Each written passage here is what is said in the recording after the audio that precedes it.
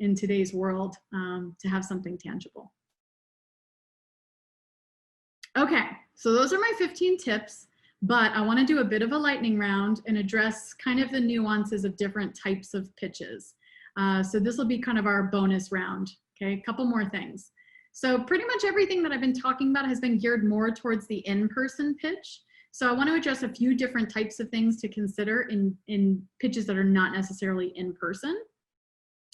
Okay, let's talk about the email pitch, okay? This is a little bit different. I love email pitches that are very personalized and very brief and to the point. I don't need to hear a whole business presentation in an email. I don't want to hear that.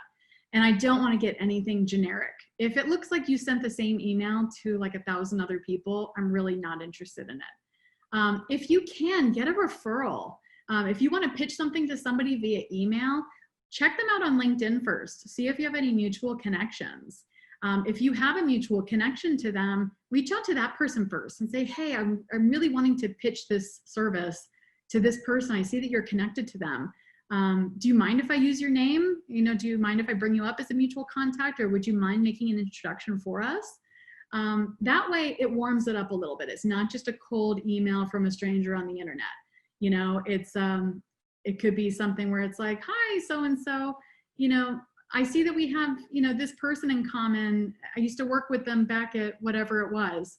And they said that you're great. And I wanted to reach out to you and tell you about this thing that I've got, right? So it's just like having a little bit more of a familiar connection to them to warm up your email.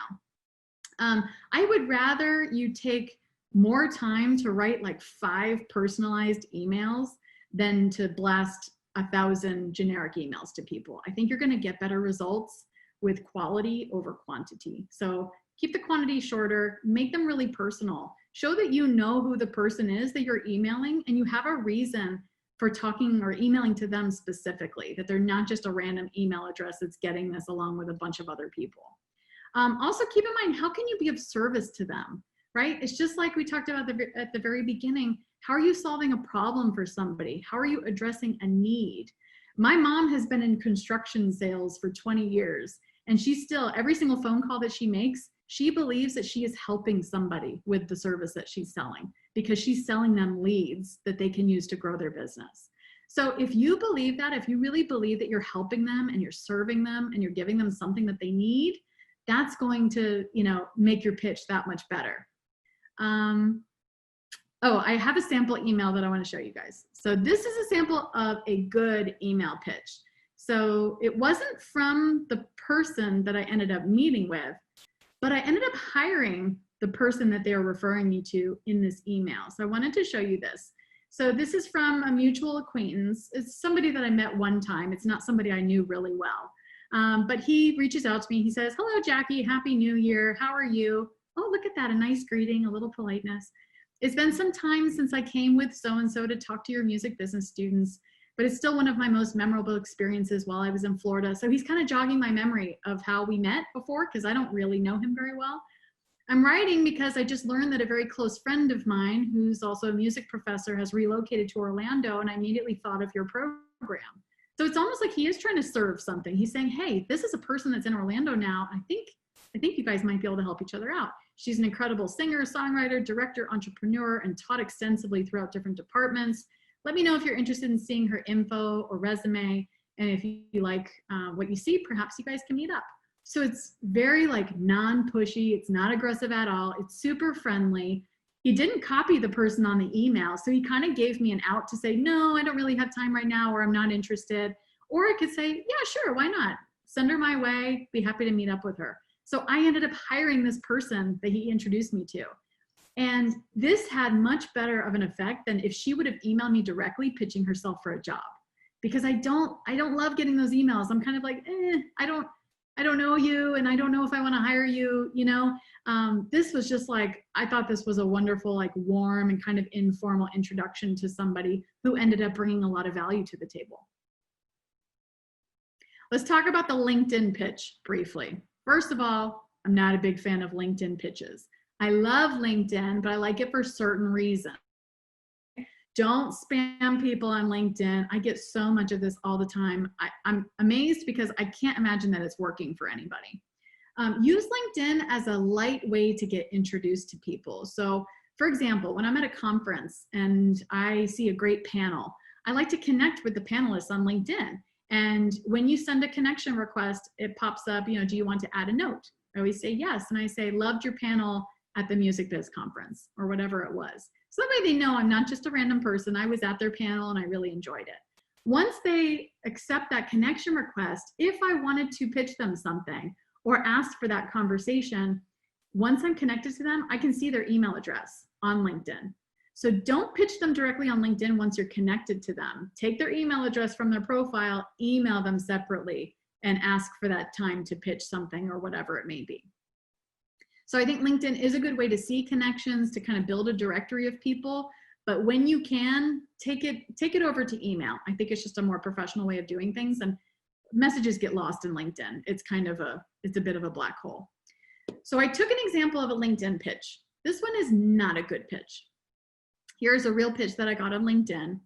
I won't read the whole thing, but it's good day, sir/madam. First of all, like, do you have any idea who you're pitching to? Like, you could probably look at a photo and personalize that a little bit more. But now I'm sir/madam. We are writing to you because we know we can gain your support morally or financially. We need your financial support of any amount you can donate. I'm going to keep going to the next part, and it says, you can donate or support us with $100 to $1 million to enable our team to reach our desired 100 million streaming target in 2 months' time. And it keeps going. I'm like, what are you talking about? Is this a thing where people just like donate $1 million to an artist to help with their streaming numbers? Like, this is not a real thing. They also included a SoundCloud link that did not link to anywhere. This is the generic SoundCloud link that goes to your own playlist. So if you click it and you have a SoundCloud account, it just takes you to your own profile. So this was not a good pitch. And unfortunately, this is more often what I see. This is a lot of what I get on LinkedIn. Please don't be one of those people that's just like blasting people with, you know, spammy pitches on LinkedIn. I know none of you would ever do that. Okay, let's talk about the virtual pitch. Okay, so same applies, but just a couple of extra things you need to worry about in a virtual pitch. You do need to be aware of, if you are on webcam, and I think you should be if you're doing a virtual pitch, you have to be aware of your lighting, your angle, your camera angle, and your environment, okay? I am in my dining room right now, but I am using a virtual background that looks like I'm in a classroom. Just think it's a little bit more appropriate. And then if a kid runs by me in the background, you might not see it. I also have multiple lights on. I've got window blinds open. I've got a light on over here. So I'm trying to be as well lit as I can be. And I've got my camera angled in a way that I think is fairly professional. If you've been on a lot of Zoom calls lately, you may see a lot of up the nose shots from webcams. I found out that some people have webcams like at the bottom of their computer by their keyboard, and so it's automatically looking up at them. Not a great angle. So just kind of be aware of those couple of other things if you are doing a virtual pitch. Also, be familiar with your settings, okay? I know that we're all like in this virtual world now, so we're doing a lot of Zoom calls and webinars like this. I learned really quickly about my security settings when I was holding different Zoom sessions. So you don't want to be caught, you know, having some kind of issue that you have to deal with and you don't know how to fix it. If you can avoid that, so get real familiar with your security settings. I definitely have learned that in the last month or so. Okay, I want to address the phone pitch. So phone pitch is a little bit different. You typically would schedule that either by email first or maybe through an assistant. I would always try to schedule the phone call instead of just calling somebody directly, like even their office line. Try to schedule it first. It's going to be received better if it's expected and it's scheduled. I would say if you schedule a 5-minute phone call, you can get most people to agree to that. Be super friendly to the gatekeeper. So if you are coordinating with an assistant on the front end, treat them like gold, okay? This happens a lot more than you would think, where people are trying to, like, for example, kind of going back to job interviews, people are scheduling job interviews if I'm interested in meeting with them, but they're rude to my assistant.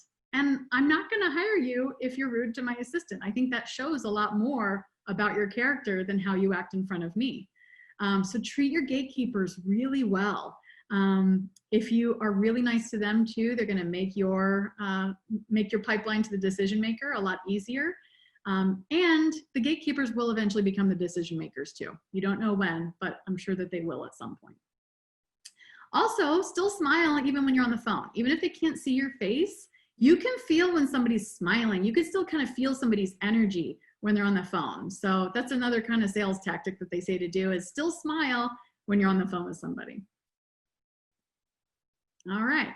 And then the last thing I wanted to address was the team pitch, which is a bit of a different beast. When you are not just doing an individual pitch, but you are in a team, there are a few other things to consider. I always tell my students, present a united front, be on the same page, right? Don't ever argue with each other or contradict each other or talk over each other when you're in that team setting. Know who's going to address each topic. So you each have your specialties that you focus on. So one person could be like the marketing specialist. One person could be the financial specialist. One person can be in charge of the intro and the hook and the conclusion, right? They could be like your bookend person. So assign those roles so that each person can be really comfortable in their particular role. And also when you open up the floor to questions, that helps you in knowing who's going to answer which question. So if it is a financial question, you know who the main point person is for that question. And you avoid the whole looking around at your teammates like, are you going to take that one? You take that, not me, right?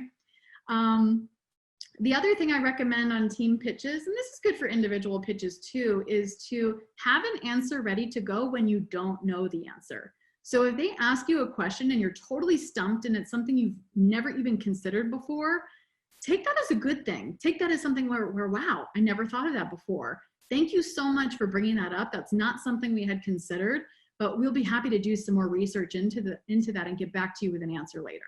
Right? So you're still acknowledging it and you're appreciating the question, even if you don't know the answer, but you're still handling it professionally.